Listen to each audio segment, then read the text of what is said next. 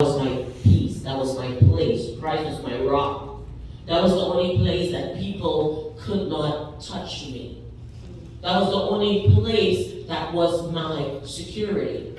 That was I was glad when they said unto me, let us go into the house of the Lord, because it was truly my joy. That was the only place that I felt safe.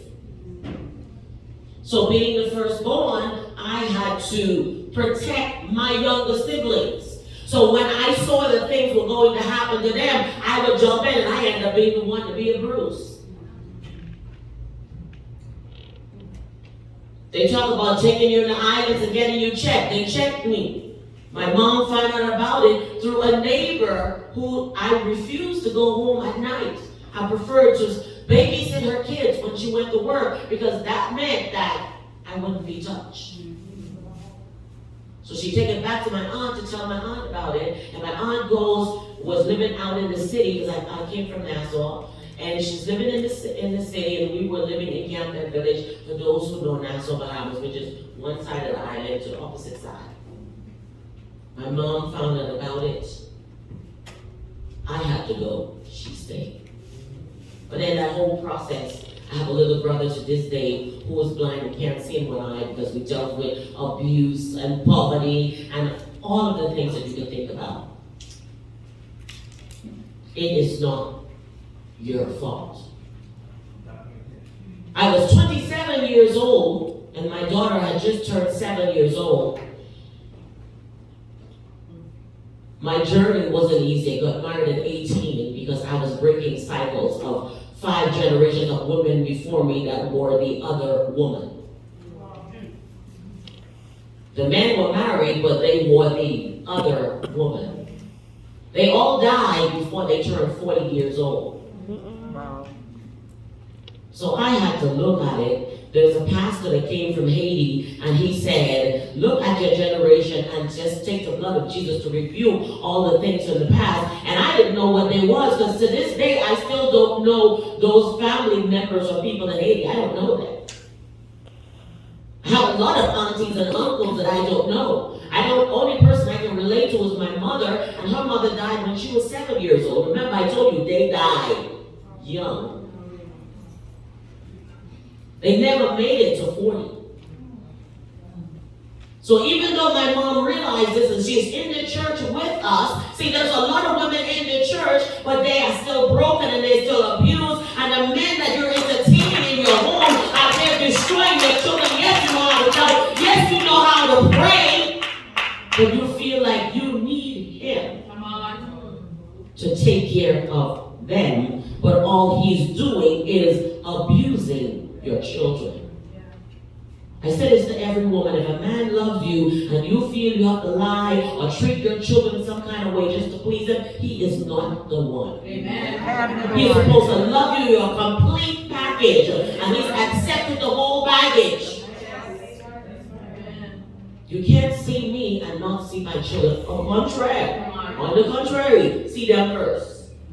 Show me how you love them for me to fall in love with you. So it was not easy. At the age of 7, my pastor decided to put me to start teaching Sunday school. So I've been teaching Sunday school since then. 40 years now.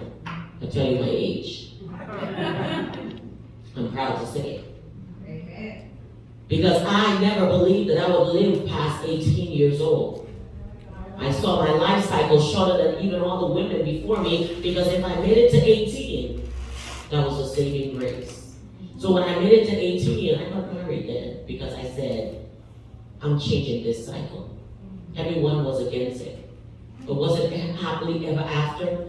I told them every day. You know how some women don't want to tell the men the things that they want to do? Sometimes you don't want to because of the shame, because how this person is going to treat you. So I got married, and he knew all this before I was married. Now I'm in my marriage, and you're constantly reminding me that you didn't marry a virgin, that you didn't marry purity, that all these things when I was a little girl. When I met you, I was 13 years old. So now those triggers weren't there until he started to treat me. Because I trusted you. You were my best friend. Nobody wanted you. You're the only one that showed that you love me and care. And now you're repeatedly telling me I'm worthless.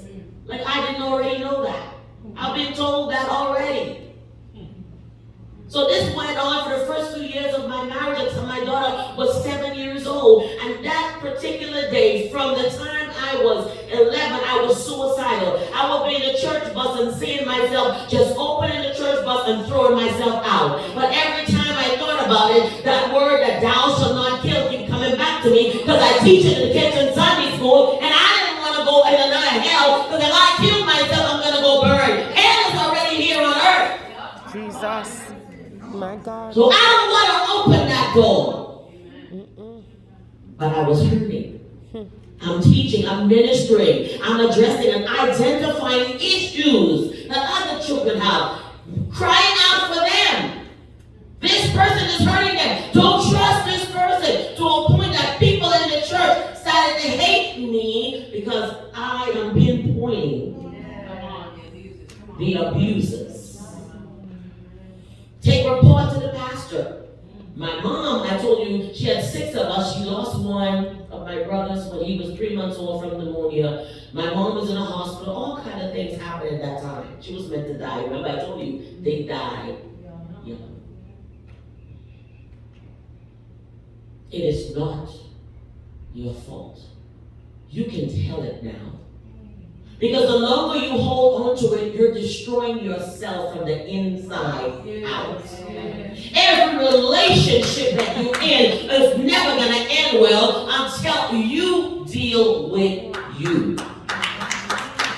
It's here in the Bible. It says it is not the woman's fault because somebody what? Raped her, abused her. So I'm saying it to you again because that was not the theme of my message. As I sat there, he kept saying, it is not your fault.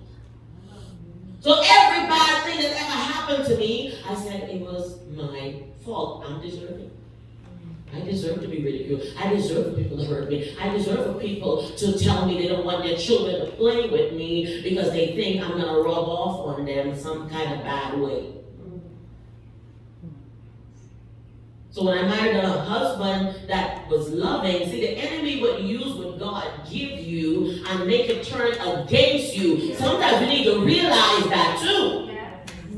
I knew he loved me, but there was this spirit inside when he was dealing with people. He was one person, like she was saying, but when it was me, something triggered. So my daughter is 7 years old. I'm going in the bathroom and I take all these pills. He was just saying stuff to me. And I was at a point that I just cannot take it anymore. That's it. Forget this. Forget the thou shalt not kill thyself stuff. I was done with all of that. I'm tired. You're supposed to be loving me. Why is everyone that's supposed to love and protect me hurting me? You was the last one. You're supposed to be my comforter, my care. You're supposed to be my protector. We in the Word together. We in church together. I saw you in a dream before I met you. And you said you're going to marry me. You're going to wait till I finish school. So yes, Lord, I prayed for 5 years up to the day that I got married and got into the limousine. I said to God, if he's not the one, let the car break down. Let the car get an accident. I was ready to not go to the altar. But you know what God did? When I pulled up to the church, the side of the car, the left side of the car, with the opposite side from me going, it was doing that, that summer showers. And the side for me to go into the church was dry. Wow. So I said, Lord, I done prayed to you. I'm this woman who said, I need a husband. I was never looking for that because I never thought I was deserving of one. See, there might be women who feel like in their own right, I never felt deserving to have a husband. Because all the women in my generation, I can go 5 generations back, they were never married. So why do I have a hope of marriage? But there's 2 things that I said to God. It's either I serve you or I'm just going to be out there in the world. Because I got to enjoy something. After all that I went through, I I saw myself either serving God or that woman with the convertible, like the Virginia Slim commercial, the skinny cigarette. I had to be the life of the party because my life is being destroyed, then we go destroy people. Because abused people become abusers. So my aim was to get men to fall in love with me and break their heart and keep moving. So that was a choice. God, you or that. But I love God more. So I made that decision. So my daughter is 7 years old. He's done saying all the stuff that he's been saying. And I go in the back and close the door, get all the pills, already swallowed a bottle of the pill. He burst the door open. I'm looking at my daughter standing in the door looking at me. Something clicked. And I saw her innocence. And that's when I heard it. It's not your fault. Hallelujah. And that was when my journey to healing began. At 28.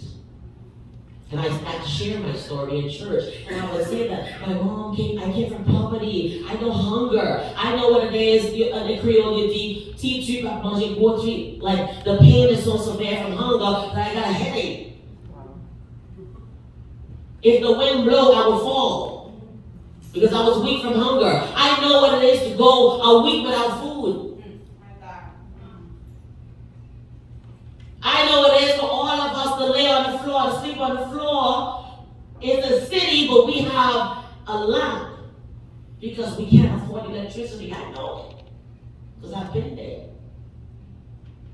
See, that's why I always tell you, don't judge a book by its cover. And many times people misread me. Hello. God just blessed me. I've always been stylish and fashion. So I'm always make my rides look like riches. Hello. Come on, lady. But that's all you ladies. I'll quickly actuals. I'll be on the floor. I'll take my heels off quick. I'll be rolling in that pretty dress you done see me on Facebook on the floor. Amen. Because it's not about that. It's not that deep for me. Amen. So when I dress up, I just be encouraging myself. It ain't me, but nobody else. But how God has brought me far.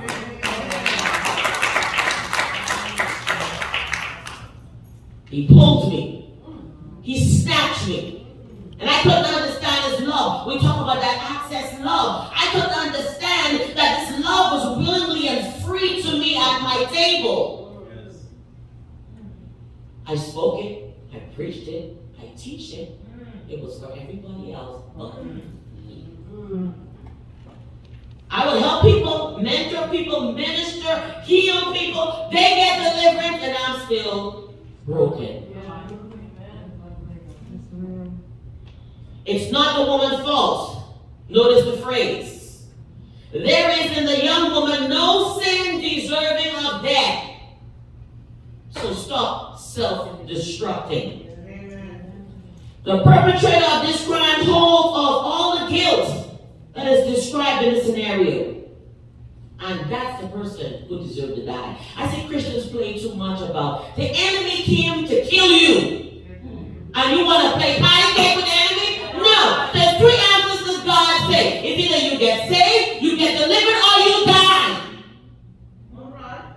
Okay, be cute all you want. Come on. When God said destroy the enemy, when you don't do it, what happens? He comes back for you.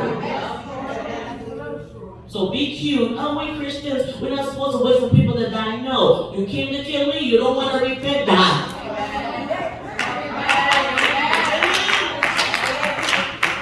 That's how God works. It's either you do or you don't. It's either you do or you die. But we play so cute.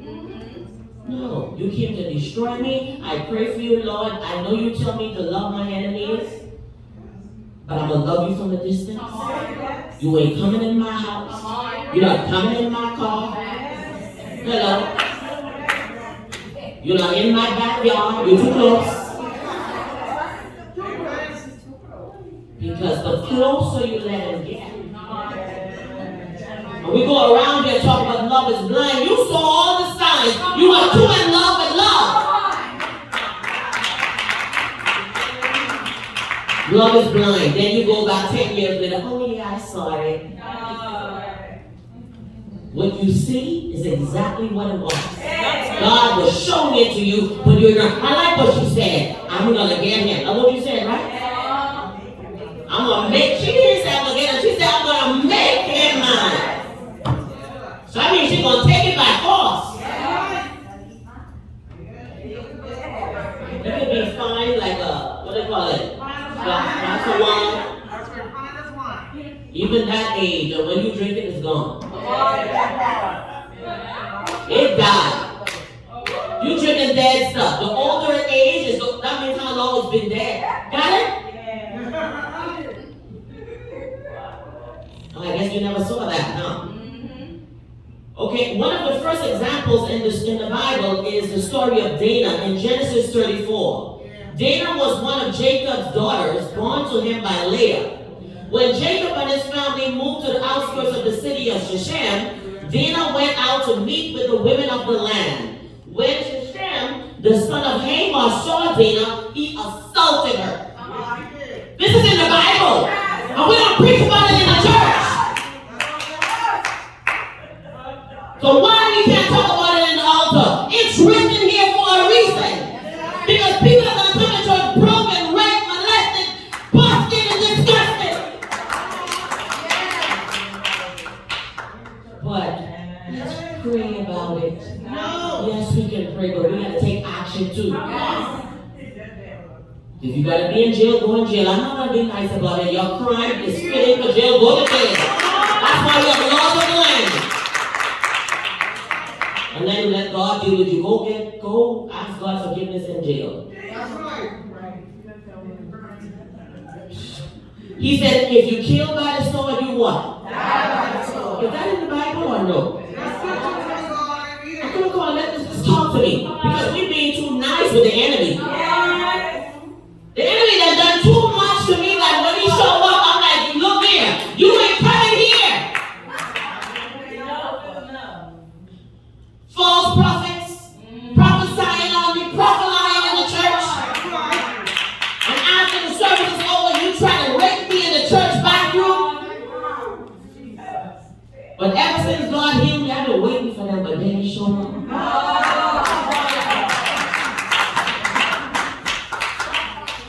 I have some of them, I be on the front seat, like, God probably put this destroy this spirit, they see me. And people say, man, I don't know what happened to him tonight. He's usually, no, I'm in the room. Come on. You cannot flow. I'm in the room. Calling people to the altar and doing stuff, and I'm sitting right there. And God showing me who you are. She was talking about how long I'm telling that. God be showing me it just like that. See, I'm the quiet kind of person. I don't even get loud when the Holy Spirit gets up. I'm quiet, I'm chill. I sit in the back. But don't come for me. Don't come tell me God said. Because God always talks to me. I'm going to get a flat tire. He showed it to me in my dream. I have psychics come to me to tell me I'm going to teach you how to use your powers. I don't need to know. Tell me something that God didn't say. Tell me something new. Familiar spirits pulling stuff out of the air. And y'all, you start crying. Oh my God. That's a familiar spirit. You try to rape me in the church bathroom. You called me at 13 years old and you're supposed to be a deacon in the church. The pastor who's supposed to be my father growing up, our family church, I was 15 years old. I go to him and he was the only father figure I knew. This particular day I go to the church office and he fingers me. And that was it for me. See, sometimes you see people turn their back on the church. You don't know what I am. No! I have many excuses to not hold this mic. Because see, God always had me with the leaders. I don't know leaders' name before I know their church name. Because when I was little, He always kept me around the leaders. So I see it, I hear it, and He showed me stuff, and I see it. So when I'm there, I'm ready. I'll take you back to the experience. I think it was Pastor Monique, we went to a Juanita Bynum thing. They can't even see. what God was trying to do. God pulled me from the back of the room to run the testimony. They were so into they couldn't see where true deliverance and where God was really working. She looked me in the eye. God made me sit in the room. That lady who had the diabetic problem, she started casting out a demon. I stood right there. This lady ain't got no demon. Give us some sugar. She looked at me. I said, raise the woman's foot up. She started casting out demons. That woman ain't got no demons. She had a diabetic shock. Jesus. Trying to show that they have power. You trying to stop my something. So sad. That's what he got me for. I'm going to Jesus. sit quietly. You see when I sit here, inside of me be exploding. I'd be like, Lord, hold me back. So sad. Wow. Casting out demons in the woman, and the woman, I tell you, was going into diabetic shock. My God. I said, anybody got a mint? That's some orange juice. I believe Pastor Monique was there that night. So I went a couple of nights. I'm sorry, I don't run behind televangelists. I don't watch TVN. I don't do any of that stuff. I don't study people's word. I don't try to preach like nobody. I don't try to dress like nobody. Because I have enough stories from where I come from. Amen. So when I say something, it's because God showed it to me. Amen. And that's it. Amen? Amen. So he looked at Dina and he assaulted her. His heart was then drawn to her, and he attempted to have his father negotiate. After he did the crime, he wanted to go marry her. Okay? Ultimately, her brothers, say the brothers. The brothers, Levi and Simeon, tricked him. Haman and the men of the city became circumcised so they would be able to what? Intermarry with them. The fake people who come to church pretending to be a man of God, coming to church, that's the people who pretending to be circumcised, and you see them coming and you, oh Lord Jesus, he given me. A lot of you marry all the time, and that's why y'all in trouble. A real thing. All your job was meant to do was to bring them to Christ. That's why it's messed up in your hand. That was your assignment. Just because he keep the church and you look for good, God just wants you to bring him to Christ and let God win that soul. But you got to go pull away from what God did. Amen? Amen. Come on. And when the men were healing from the circumcision and the pain, Levi and Simon set the city on the edge of the sword, killing all of the men in the city as a reprisal for the rape of Dinah. For every action, there is a reaction. And in these cases, it is never positive. Never positive. Levi and Simon wrongly meted out the death penalty on more than just the perpetrator. See, they messed up. God didn't like that. They didn't just attack the people who did it. They did it to all the men. See, that's why you gotta watch your anger. Come on. And know where you directing your anger. Amen? That's why sometimes people back and say, hey, we don't have a problem. I don't know what happened in your house, but hold on. And if God gives a message, don't shoot the message or go to God. So we direct our anger to the wrong person. And what did they do? When the blessings and the curses were given to Jacob's son, Levi and Simon were cursed for their anger.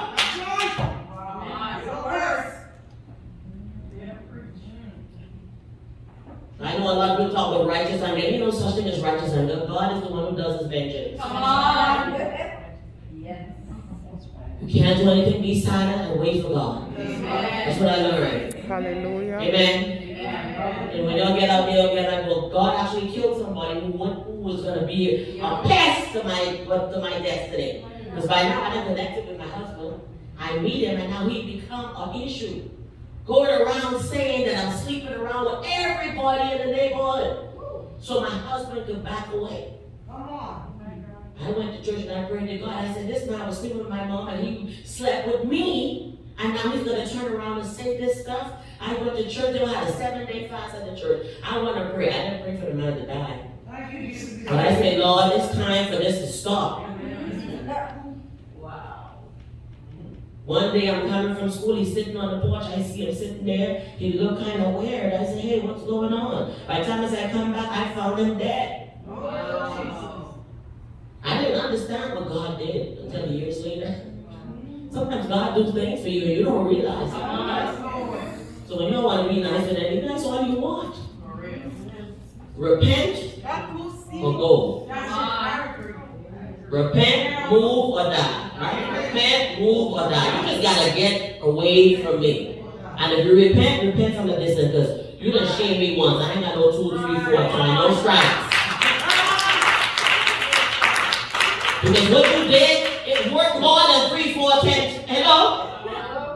I'll just give you a little rose there. Hello? Amen?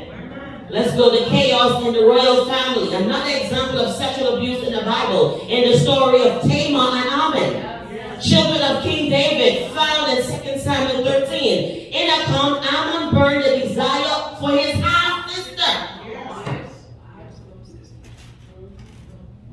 Tamar. And he was desirous of her that he made himself ill. They're so infatuated. See, a lot of y'all confusing love and infatuation. Infatuation, and they're infatuated with you. And if you go get married on infatuation, within a year you're going to see the results of that. Because he doesn't get satisfaction, it's over. See, love will love you in a wheelchair. Love will love you even when you're in the bedside and they're at your side. Love will love you when you done have 6 kids and move from a size 0 to a size 16. And still say, I love my wife. He saw Minister Kyle at his job one day and tell him, I forget the conversation, I saw Minister Kyle. You know, I said, yeah, he said, yeah, he's a nice man. He said, yeah, man, I love my wife, she's a good woman. He can talk about it now. See, God had to do some healing, some things. Because sometimes when God has something for you, he's good. He's a good father. He works hard. He does everything. But when it came to Linda, something was amiss. But that was the enemy. Yes.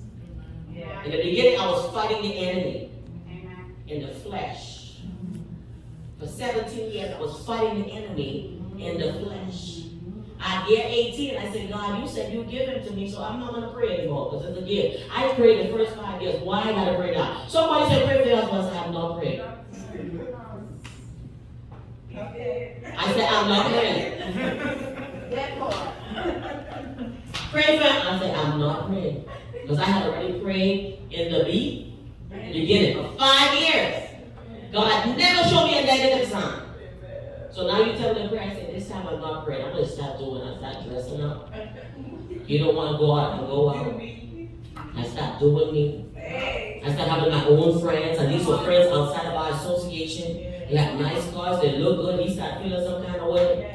Brought them. They came to the church. Lined up. Everybody smelled good. Suits. That's something like this. I'm a fashion show. Because you kept telling me, once I have these 6 kids, no man's going to want me. And I started feeling some kind of way. And so they all came here. They were just my friends. They all had their wives and everything like that. But he didn't know that. I just told him, come visit the church. If you they want, come visit the church.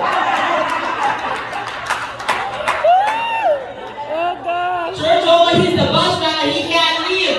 Then they like, Mercedes parked there one day, Jaguar parked there one day. And I'm on purpose. Because before, I couldn't shake your hand too long without you asking. See, sometimes we created these things, so I have to You didn't like the way I dressed. I didn't put weave. I didn't put the extension. In the Asian church, you can't do all of that. You're the devil. Right now, I'm the devil in the Asian community because I have a little wig on. Like girls say, show the natural. I don't got to flip this off, and I'm natural. It's not attached. It's detachable. I can't sleep with it. I'm sorry. I don't know how the women do it. I can't sleep with it. One day they talked so much in the church about the hair. I had a sermon. I told my husband, he's going to tell me don't do it. Church was full. The people were standing in the back. I said, the Lord want me to let y'all know that all these things y'all been saying about me need to stop. They blame my headaches on the hair That was her. And they didn't know it was a wig all this time. So I just pulled that off, dropped it on, and I said, did anything change? My sons, my kids were like, oh my God, Mom.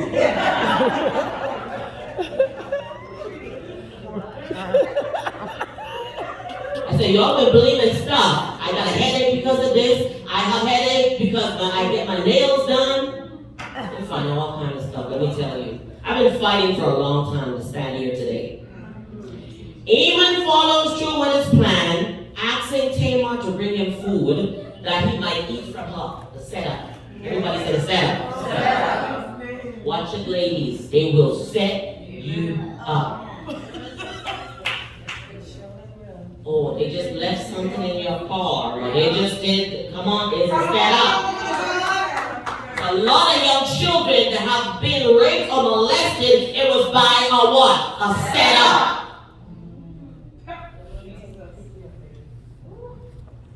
He said, bring food. He said he don't want nobody else to bring the food, but he want the food to come from her hands. And she unsuspectingly enters his bedroom to feed him. Obviously, he probably trying to act like he what? He said. Say the setup. All right? Then he demanded that she come to bed with him. To which Tamar responds, no, don't force me, for no such thing should be done in Israel. Now this is her brother, her half brother, in the same house with her.